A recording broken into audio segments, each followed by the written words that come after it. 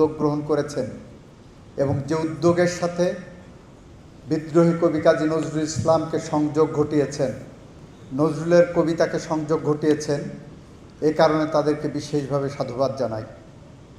আবৃত্তি ফেডারেশন, বাংলাদেশ আবৃত্তি ফেডারেশন, বিশেষ করে মেহেদী হাসান সাহেব যদি কখনো আমাকে কোনো জায়গায় দাওয়াত করেন, আমি সেই প্রোগ্রামের আর বিকল্প কোনো কিছু জানতে চাই না।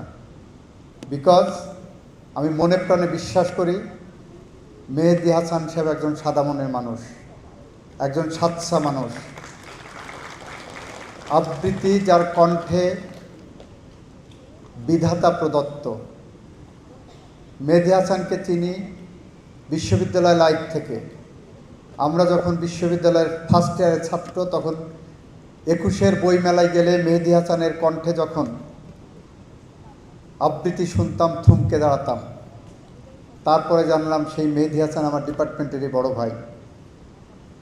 এরপর সে আবৃত্তি করে যাচ্ছেন। আমি এবার আইনমন্ত্রী হওয়ার পরে জানলাম শিল্প সংস্কৃতি জগতে আবৃত্তি সেক্টরের কোনো মূল্যায়ন নাই। আবৃত্তি সেক্টর রিকগনাইজ না। গান আছে, নাচ আছে, সব আছে।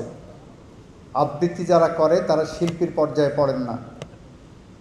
সুযোগ আসলো সংসদের প্রথম অধিবেশনেই আইন সংশোধন করার। সেই আইনের মধ্যে আবৃত্তিকেও বাংলাদেশের শিল্প সংস্কৃতির অন্যতম একটি অংশ হিসেবে আমরা অন্তর্ভুক্ত করতে সক্ষম হয়েছিলাম।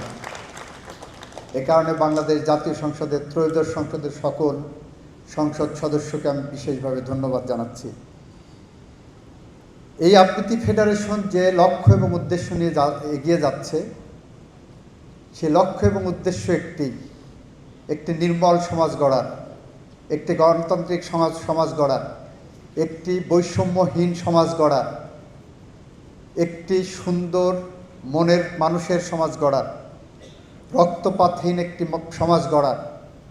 যে সমাজ গড়ার স্বপ্ন আমরা দেখি আজন্মের, কিন্তু পরিবেশ, পরিস্থিতি, ক্ষমতা যখন আমাদেরকে অন্ধ করে দেয়, তখন আমরা একদিকে রক্তের হোলি খেলায় মেতে উঠি, আর একদিকে আবৃত্তি ফেডারেশন বা আবৃত্তি যারা করে তারা কবির কবিতাকে ধারণ করে, কণ্ঠে ধারণ করে মানুষকে গণতন্ত্রমুখী করে, রাজপথমুখী করে, মুক্তকামী মানুষ বানায়।